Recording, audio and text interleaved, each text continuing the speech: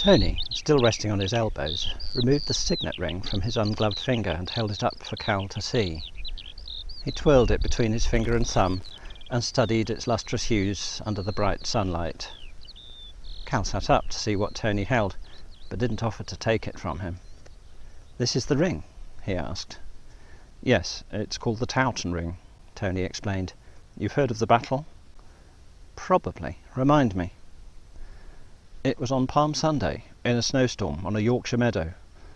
More Englishmen died that day than on the first day of the Somme, but most of us have forgotten it. It was a long time ago, still in the Middle Ages, and the royal lines that fought it died out. This ring was lost in the field on that day, and only rediscovered after hundreds of years buried in the mud." "Let me see," Cal said, now that his interest had been piqued. Tony held the ring closer so Cal could observe it. The large round boss was mostly taken up by a lion standing on all 4 feet, and some words around the rim in mirror writing. "The inscription reads, 'Now is thus,' which is obviously somebody's motto," Tony explained. "Some people think it was Henry Percy's, but that's only speculation. I prefer my own version.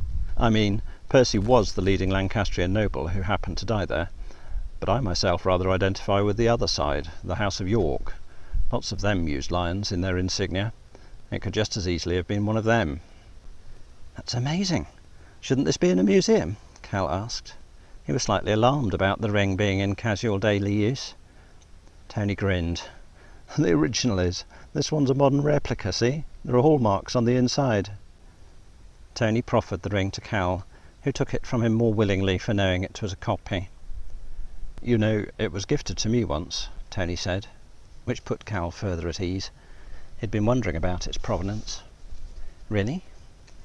"Colin. You've heard of him. He used to be chair of the committee. He let me take the ring when I succeeded him.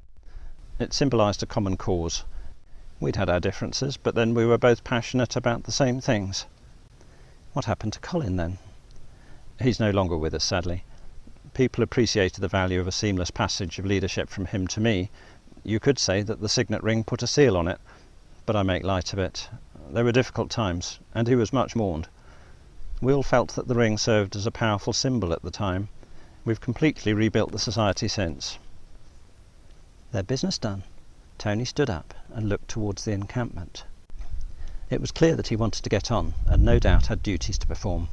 Cal sneaked a quick glance under his armour to where his wristwatch was hidden, taking care to do it while Tony looked the other way, and saw that it was past time for him to get back to Amber.